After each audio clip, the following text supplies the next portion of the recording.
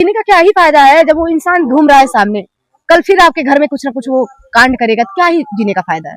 ऐसे अपराधी को जब तक जड़ से ना उखाड़ो तब तक। मुझे योगी जी से मिलने का कोई शौक नहीं है, शौक बस इतना है कि इंसाफ चाहिए, और वो मिले या ना मिले हमको कोई उनको मार्गदर्शन चाहिए।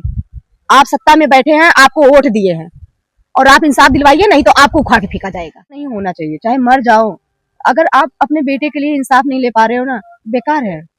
आपके सामने आपके बेटे को मारे। दोस्तों, दुल्हा आजाद बिन हत्याकांड लगभग 28 दिन हो गया है। ऐसे में अखिलेश यादव जी से मिलना, डीजीपी से मिलना, उसके बाद ताबड़तोड़ कार्रवाई होना, उसके बाद फिर भी मामला और आगे अभी तक नहीं बढ़ पाया, और जिसके बाद जिलाधिकारी महोदय से सौम्या का मिलना, क्योंकि 28 दिन हो गया। 28 दिन में 5 आरोपी, जिसमें एक मान लीजिए 6 आरोपी थे, एक इनकाउंटर हो गया, बाकी 5 आरोपी हैं, लेकिन 4 अभी भी फरार चल रहे हैं। ऐसे में आज 28 दिन हो गया, बड़ा सवाल ये उठता है कि इतना लंबा समय आखिर अब तक आरोपी क्यों नहीं पकड़े गए। ऐसे में सौम्या से बात करेंगे। सौम्या जिलाधिकारी से मिले 28 दिन हो गया, उसके बाद भी सवाल अभी भी ये उठता है कि इतना लंबा समय और अपराधी आज भी फरार है। देखिए, अभी जैसे कि उन्होंने एक कार्रवाई करके हमको दिखाया है, अब हम यही चाहते हैं प्रशासन जल्द से जल्द हमको कार्रवाई करके दिखाए। 30 तारीख तक कुछ तो हमको फिर से परिणाम दिखना चाहिए। क्या जो इसके पहले अल्टीमेटम आपने दिया था 7 दिन का, 7 दिन पूरा हो गया, उसके बाद क्या मतलब बात हुई? उसके बाद यही कार्रवाई हुई ना, रवि यादव का इनकाउंटर हुआ। अब हम चाहते हैं कि बाकी जो बचे हैं उनका भी यही हश्र होना चाहिए, और यही हमने डीएम साहब से भी बोला, बोलने के बाद आई हूँ। अब टाइम तो फिर भी उनको देने को बनता है, क्योंकि उन्होंने वो कार्रवाई करके दिखाई है, लेकिन ये कहिए कि उसमें टाइम का मतलब उसको कोर्ट में पेश किया जाए, तो ये तो नहीं, ये मुझे नहीं चाहिए। मुझे चाहिए सीधा जैसे रवि यादव का हुआ वैसे सेम सबका होना चाहिए। क्या रवि यादव के एनकाउंटर के बाद आपको ये नहीं लगता कि मामला धीरे धीरे कुछ शांति की तरफ जा रहा है? नहीं, हम शांत होने देंगे तब ना। हम्म। हम शांत तब होंगे जब मेरे भाई के सारे अपराधी खत्म हो जाएंगे, उससे पहले नहीं होंगे। वो अभी तक फरार चल रहे हैं। सर, बात ये है कि सत्ता के संरक्षण में है। अब ये काम देखिए प्रशासन का है, हम प्रशासन से ही गुहार लगा सकते हैं, लेकिन गुहार तो हम पूरा लगाएंगे। अगर आ गया ये दिन भी आ गया कि प्रशासन के ऊपर खिलाफ होना पड़े तो वो भी करेंगे, लेकिन हमें जहां तक लगता है प्रशासन हमको इंसाफ हमारे साथ तो करेगी ही करेगी। कहीं न कहीं आपका जो भाई है, एक क्रियाक्रम होती है हिंदू धर्म में 13 दिन बाद, आप लोग शायद किए नहीं अभी तक। सर कैसे कर दें, उसकी आत्मा को तब भी शांति नहीं मिलेगी, तब भी नहीं मिलेगी। तो आत्मा की शांति अगर देना है तो पूरी तरह से दिया जाए ना, जो उसको मारे हैं उनको खत्म किया जाए, ताकि आत्मा को शांति देने पे भी हम लोग को लगे कि हाँ आज वो उसको हम शांति दे रहे हैं। जब वो उसके अपराधी घूम रहे हैं तो उसको कौन सी शांति मिलेगी? सीधी सी बात है, जब तक वो मारे नहीं जाएंगे तब तक हम लोग क्रियाक्रम नहीं कर सकते। कुछ यादें आती होगी, क्योंकि एक झटके में भाई का चला जाना, आज भी कुछ पल, कुछ यादें आती होंगी। सर अब क्या ही कहे, भाई है मेरा, तो यादें तो बनी ही रहेंगी, ये पूरी जिंदगी के लिए बनी है। बट ये है कि जहाँ सबके घर में खुशियाँ रहती हैं, वो खुशी के टाइम हम लोग रोते ही दिखेंगे, कभी हंसते नहीं दिखेंगे, क्योंकि खुशी का टाइम को मातम में बदल दिया गया है, जो हम लोग की पूरी लाइफ चलती रहेगी। शायद ये कब तक जाएगी पता नहीं। काफी लंबे समय के बाद अगर देखा जाए शादी विवाह आपके परिवार में रहा होगा, क्योंकि उसके पहले तो पढ़ाई लिखाई सब कुछ चल रहा था, पहली शादी थी ये परिवार में। हाँ, ये पहली शादी थी हमारे घर में, पहली शादी को ही मातम बना दिया गया। जी। तो अब कौन सी शादी को ही तो हम लोग मातम समझेंगे। इसके पहले भी आपके भाई और पिताजी के ऊपर हमला किया गया था, तो उस समय आप थाने में गए थे, क्या उसमें क्या कार्रवाई हुई? उस समय देखिए हमारा प्रशासन ही नहीं सुन रहा था। अगर प्रशासन सुना होता, करा होता कार्रवाई, तो ये दिन हमको नहीं देखने को मिलता, लेकिन प्रशासन नहीं सुना था। वही अभियुक्त है जो जिन लोगों ने पहले भी हमला किया था? हाँ वही है, इसमें से बस 2 लोग जो है, प्रदीप बिन और रवि यादव, यही 2 बड़े हैं, बाकी वही है, सब वही है। क्या आज भी गांव के अंदर वही दहशत है उन लोगों का, या फिर कुछ उनको? वही दहशत है सर। आप खुद जाके अगर पूछेंगे ना तो कोई नहीं वो लोग के खिलाफ जाएगा, क्योंकि जानता है कि वो लोग 4 हत्याएं करके छूट चुके हैं, और फिर छूटेंगे तो अगर हम बोल रहे तो हमको भी मारेंगे, तो कोई बोलेगा नहीं। तो अभी जो आपकी होने वाली भाभी थी उनसे भी बातचीत होती? हाँ, कभी कभी होती है।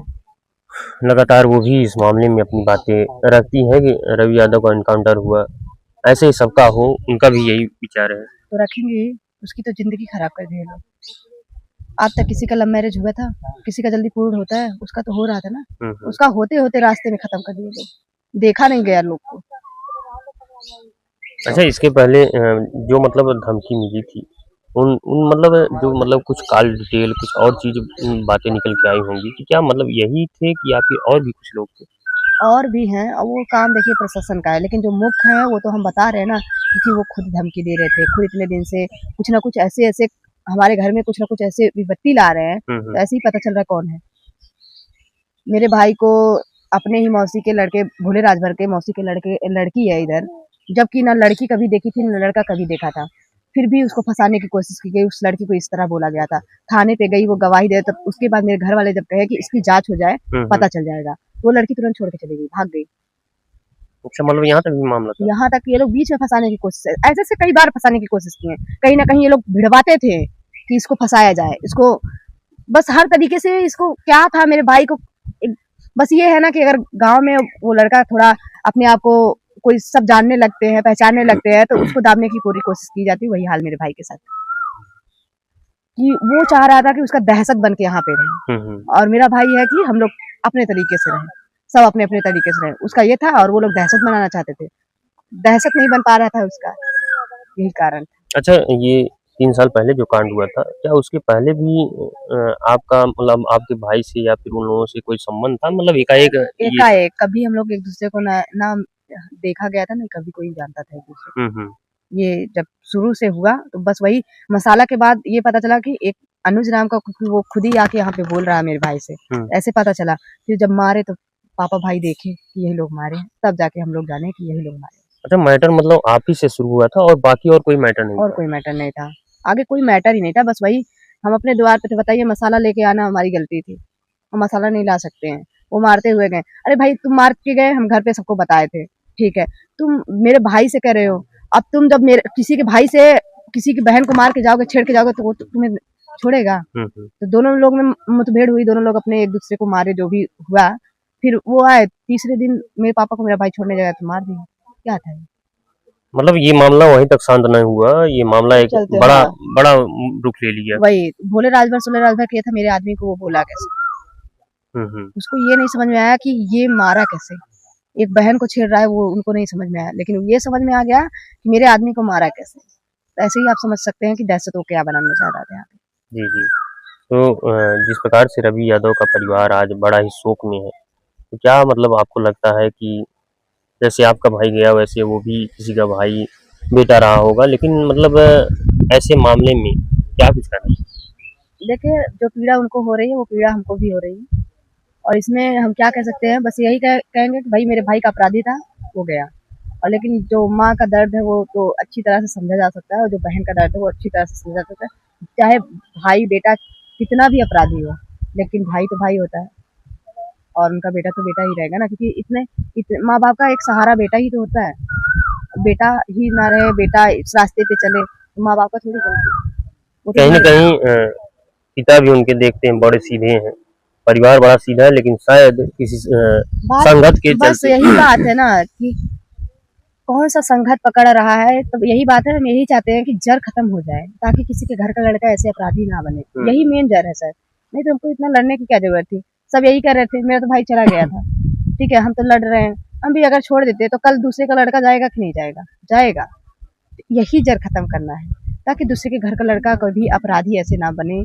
और क्योंकि देखिए गरीब घर के लड़के रहता है तो वो किसी का सत्ता में तो है नहीं, कहीं कहीं संरक्षण मिलेगा नहीं, उसको जल्दी प्रशासन पकड़ सकती है।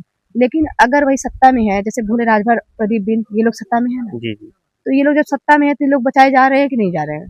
तो यही बात है। तो गरीब घर का लड़का तो उसका संगत पकड़ लिया, अपराध कर दिया, मारा गया ना, तो सीधी सी बात है, जब ऐसी जड़ को ही खत्म कर दिया जाएगा तो वो संगत नहीं पकड़ेगा, और ना ही ऐसा अपराध करेगा, और ना ही दूसरे का घर का लड़का मरेगा।